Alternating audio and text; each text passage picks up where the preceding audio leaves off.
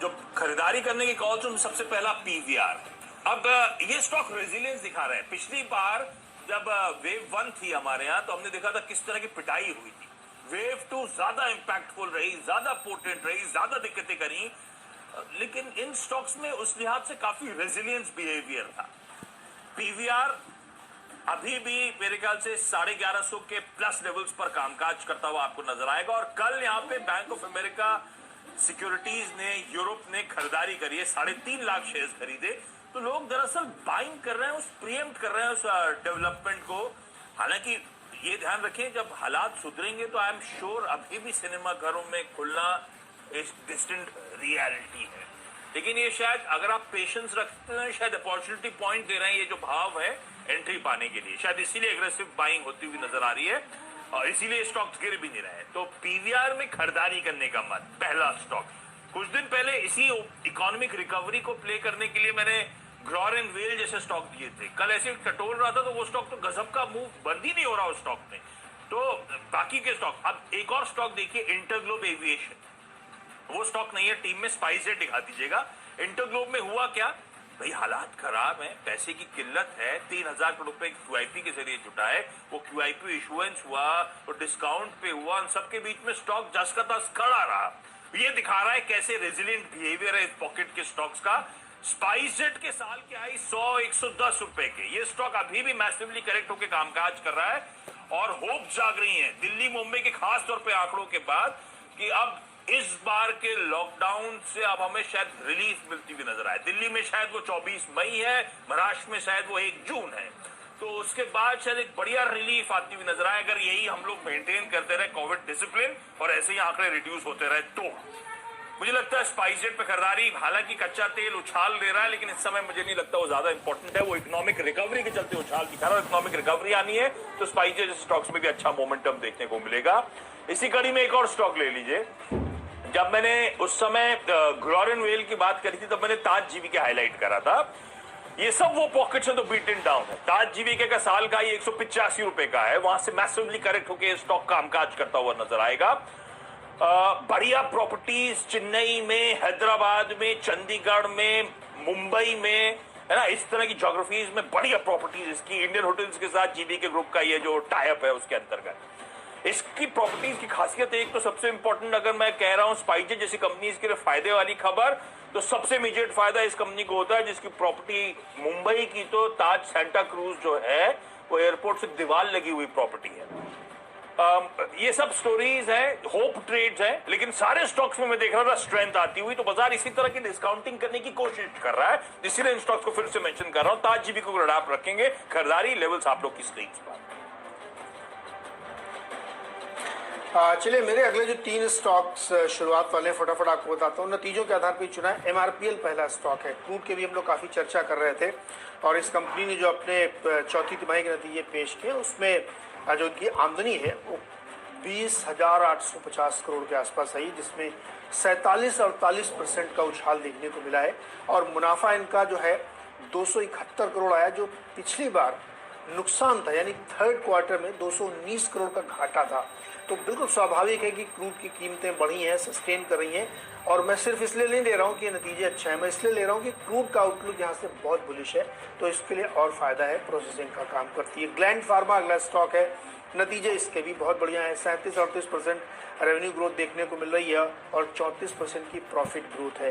EBITDA level पे बहुत अच्छा इंप्रूवमेंट है और मार्जिन में सिग्निफिकेंट बदलाव आया। तो मुझे लगता है ग्लैंड फार्मा में भी खरीदारी करनी चाहिए और इनका भी आउटलुक बढ़िया है क्योंकि कोविड से रिलेटेड बहुत सारे काम कर रहे हैं, वैक्सीनेशन में भी इनका नाम है।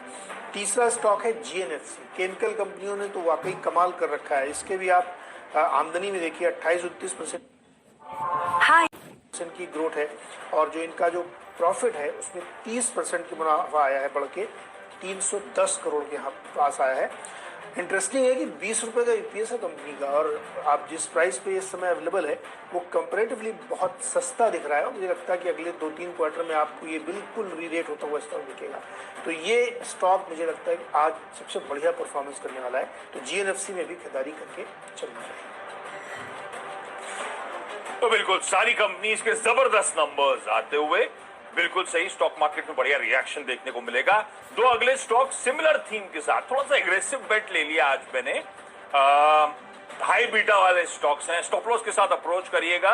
होप ट्रेड्स है, इसीलिए स्टॉप लॉस बहुत इंपॉर्टेंट हो जाएगा। और टाइम करना मेरे लिए मुश्किल है कि आज ही वो किकर बनेगा या इवेंचुअली वो किकर बनता हुआ नजर आएगा, तो इसलिए stop loss is important. UFO movies, ये कंपनी करती क्या है, ये डिजिटल सिनेमा सर्विसेज मुहैया कराने का काम करती है, इन सिनेमा एडवर्टाइजिंग के लिए जानी जाती है।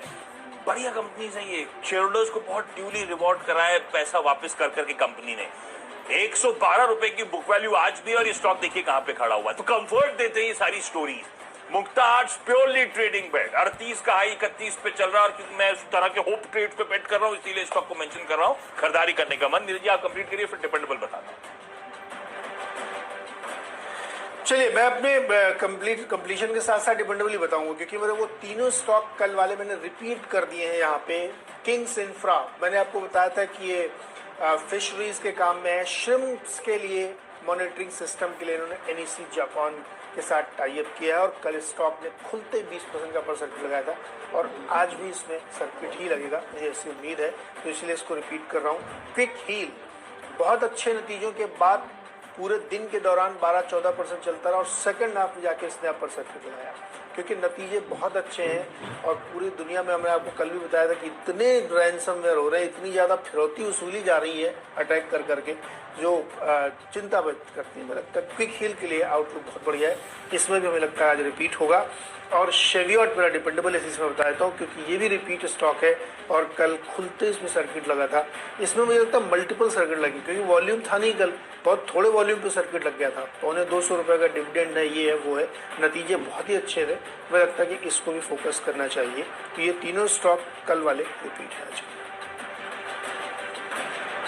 हाँ, तो कल वाले मेरी टीम में भी कुछ कुछ स्टॉक की वजह से सर्किट लग गए थे, तो उन स्टॉक्स को हटा पे रखिएगा, आज अच्छा मूव आएगा। लेकिन आज के लिए डिफरेंट स्टॉक्स हैं। डिपेंडेबल के तौर पे न्यूक्लियर सॉफ्टवेयर एक्सपोर्ट्स को हटा पे रखिएगा, साल के आई 750 प्लस के करेक्शन वहां से हुआ, और एक लंबा कंसोलिडेशन। इस ऐसे ही मैंने कल जेंसार टेक्नोलॉजीज को हाईलाइट करा था, Q4 की वीकनेस के बाद, Q3 की वीकनेस के बाद वो कंसोलिडेशन में चला गया था। अच्छी खबर आई, और इवेंचुअली देखिए स्टॉक में क्या मूव देखने को मिला था, वो लॉन्ग इंपेंडिंग मूव था। लाइकवाइज इसके साथ भी बैलेंस शीट को लेकर कोई कंसर्न है नहीं। हम लोग हाईलाइट कर चुके चैनल में कितनी बार क्या बढ़िया कैश रिजर्व्स हैं इस कंपनी के पास। इस कंपनी ने कल बैंक ऑफ सिडनी से इसके जो फ्लैगशिप लेंडिंग सॉल्यूशन है FinOne Neo, उसके लिए अवार्ड जीता है। तो बैंक ऑफ सिडनी के डिजिटल ट्रांसफॉर्मेशन स्ट्रेटजी का हिस्सा बनता हुआ नजर आएगा, इसका प्रोडक्ट वहां पे इस्तेमाल होता हुआ नजर आएगा। बढ़िया कंसोलिडेशन, बढ़िया ऑर्डर बैक करा, मुझे लगता है अच्छे मूव्स की तैयारी, इसीलिए डिपेंडेबल का दर्जा। क्विकली छोटा सा ब्रेक के उस पर अगले दो स्टॉक्स यानी कि फ्री हिट और पिंच हिटर। आपका स्वागत है सीधा सौदा में, और 6 स्टॉक्स आप दोनों ही टीमों के देख चुके हैं। अब बारी है फ्री हिट और पिंच हिटर्स की। फ्री हिट के तौर पे आज हमने एग्री से रिलेटेड कंपनी ली है, LT foods, rice exporter company है। 2 वजहों से इसको लिया है। केरल में मानसून का जो ऑनसेट है वो एडवांस हो गया है, जनरली वहाँ पे 1 जून को आता है, इस बार शायद जो है 29 या 30 मई को ही ऑनसेट हो जाएगा। ये एक बहुत अच्छी खबर है, क्योंकि उसी हिसाब से फिर वो पैन इंडिया ऑनसेट उसका 1-2 दिन एडवांस होगा। इवन 15 जून तक शायद बिहार पहुंचने की भी खबरें निकल के आई IMD की तरफ से। तो मानसून का एक बड़ा प्ले है राइस कंपनी के लिए, क्योंकि ये जो सीजन होता है जुलाई का, यहाँ पे धान की बुआई इंपॉर्टेंट होती है, और ये राइस कंपनी के लिए बहुत बड़ा ट्रिगर होता है। दूसरा ट्रिगर इसमें ये LT फूड्स का देखिए, क्योंकि चाय के, कॉफ़ी के, चावल के, इन सब के दाम बढ़ते हुए देखने को मिले, क्योंकि कई दुनिया के देशों में ड्रॉट था, उसकी वजह से ये सॉफ्ट कमोडिटीज़ के दाम बढ़े, और ये आगे और बढ़ते हुए आपको दिखेंगे, क्योंकि वो जो शॉर्टेज है वो अभी तक रिकवर हो नहीं पाई है। तीसरा बड़ा रीज़न ये है कि इसने हांगकांग की एक कंपनी है उसके साथ टाई अप किया है, और US में अपने नए प्रोडक्ट लॉन्च की तैयारी की है। खास किस्म के जो इनके पैकेज फूड है उसको ये वहाँ पे लॉन्च कर रहे हैं खास तौर पे। तो वो एक बड़ा इंपॉर्टेंट ट्रिगर इसके लिए, क्योंकि ये सिर्फ एक राइस कंपनी नहीं है, पैकेज फूड में इनका US में काफ़ी बड़ा बिजनेस है। तो वो हमें लगता है कि एक बड़ा ट्रिगर देखने को मिलेगा। साथ ही इन्होंने UAE ऑस्ट्रेलिया के लिए भी एक नई मार्केटिंग स्टडी है। मुझे तो बड़ा आश्चर्य होता है कि इस साइज़ की कंपनी, इस तरीके के बिजनेसेस की कंपनी मार्केटिंग रडार में क्यों नहीं आ पाती, जबकि बहुत ही स्ट्रांग बिजनेस है इसका। मुझे लगता है LT फूड्स को आप ज़रूर ध्यान में रखिएगा। कमोडिटी पूरा प्ले यहाँ पे अच्छा चलता हुआ दिख रहा, तो यहाँ पे आपको डेफिनेटली खरीदारी करनी चाहिए। और इसी सेगमेंट की KRBL है, उसमें भी लॉन्ग पोजीशन कर सकते हैं। ये मॉनसून समय पे आएगा 31 मई के। ये जो पीछे साइक्लोन है इसको प्री मॉनसून में गिनू क्या नीरज जी?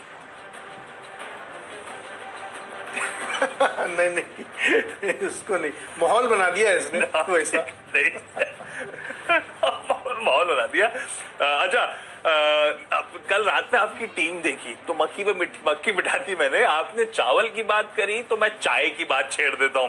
तो आज दोनों कंपनियां जो है वो चाय रिलेटेड है। पहली है Jayshree tea and industry, access आप स्क्रीन पे दिखाइएगा। बहुत अच्छी तेजी हुई। मेरे ख्याल से अमरीश बालिका का लंबी अवधि का बहुत जबरदस्त पिक भी बना था मेरे स्पेशल शो 12:30 के उसमें। उसके बाद करेक्शन और वापस अब प्राइस वॉल्यूम एक्शन स्टॉक में शुरू होता हुआ नजर आ रहा है। तो शायद प्रीवियस हाइज को ब्रीच करने की तैयारी है। आज भी इस रीसेंट अप मूव के बाद अपनी बुक वैल्यू के नीचे ये स्टॉक कामकाज कर रहा है और लगातार डेट रिड्यूस हो रही है। बीके बिरला ग्रुप की कंपनी तीसरी सबसे बड़ी चाय उत्पादक दुनिया की, 22 एस्टेट्स हैं देश भर में और इसके अलावा टी एस्टेट्स ईस्ट अफ्रीका में ओन करती है। साथ में केमिकल्स, फर्टिलाइजर, शुगर, इन सब में एक्सपोजर। शुगर में तो जो एक आम है माजुआलिया शुगर, उसके साथ अमेलगमेशन भी होता हुआ नजर आएगा। तो बढ़िया। अब ध्यान रखें, एसकेएम एग्स कल मैंने मेंशन कर रहा था, लॉजिक था कि इनके प्राइसेस एस्केलेट होते हुए लाइकवाइज चाय की कीमतें Q1 में 45% उछली हैं। जी इसकी टैगलाइन पता है आपको क्या है कंपनी की? चाय पियो मस्त जियो। तो ये मैंने कल जब पढ़ा तो और ऐसे ही रॉसेल इंडिया को अडॉप्ट रखिएगा। 178 के हाइस। टी चाय के साथ साथ एरोस्पेस और इंजीनियरिंग स्पेस में ये कंपनी है। 7 T estates, 6 million KG T और एक्सपोर्ट्स है largely US, UK, Germany, Iran को। और जो एरोस्पेस और इंजीनियरिंग का काम है बेंगलुरु में इसका यूनिट है। सारी सरकारी PSUs, government undertakings, Indian defence forces, foreign OEMs को सर्व करने का काम करती है। एक और बात, पिछले 5 सालों में इसका मुनाफा 40-45% सीएजीआर से बढ़ा है। तो इंटरेस्टिंग कंपनीज है। तो चावल पे चाय बिठा दिया मैंने। कुछ छोटा सा ब्रेक के उस पार आखिरी के 2 स्टॉक्स का सीधा सौदा में, और आखिरी के 2 स्टॉक्स आपके सामने रखता हूं। एक है रूट मोबाइल और दूसरा है गुजरात अल्कलीज। दोनों ही स्टॉक्स के, दोनों ही कंपनियों के आज रिजल्ट्स आएंगे और उससे पहले प्रीएम्प्ट करके मेरा मानना है कि नतीजे बेहतर आने चाहिए, इसलिए दोनों में ही खरीदारी की सलाह होगी। एक बिल्कुल ऊपरी हाइज 2000 के आसपास से गिर के 1500 के आसपास ट्रेड कर रहा रूट मोबाइल, और गुजरात अल्कलीज में जो केमिकल स्टॉक्स हैं उनकी परफॉर्मेंस और कल स्टॉक प्राइस एकदम सबड्यूड था। मुझे लगता है आज इसमें गेन हो सकता है। दोनों में खरीदारी करनी चाहिए। ओके, ओरिएंट सीमेंट को डाप रखेगा अच्छे रिजल्ट्स के चलते। क्वार्टर ऑन क्वार्टर, साल दर साल स्ट्रॉन्ग नंबर्स, मार्जिन में तगड़ा एक्सपेंशन और डेट भी 450 करोड़ रुपए रिड्यूस कर दी इस कंपनी ने। ईयर हाइस के आसपास आ रहा है, वही टारगेट्स रखे हैं मैंने स्टॉक के। और पेनेशिया बायोटेक कल भी मेंशन करा था, कल चला नहीं था। खबरें बहुत अच्छी थी, वैक्सीन डेवलपमेंट, दवा डेवलपमेंट सबको लेकर, पर कल दरअसल एक लार्ज ट्रेड हुआ था, इसीलिए शायद स्टॉक चला नहीं। पर इवेंचुअली हरे निशान में जाके बंद हुआ। अब तक क्या हो रहा था, अदर पूरा वाला साहब या उनकी सेरम इंस्टीट्यूट जो भी होल्डिंग थी वो बेचती थी।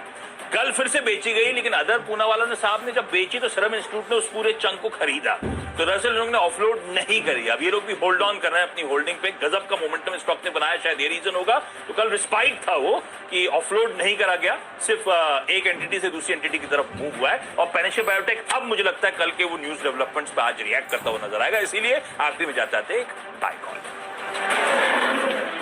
अच्छा लगा होगा, अगर अच्छा लगा तो प्लीज मेरे चैनल को सब्सक्राइब करो और वीडियो को लाइक जरूर करें दोस्तों। धन्यवाद।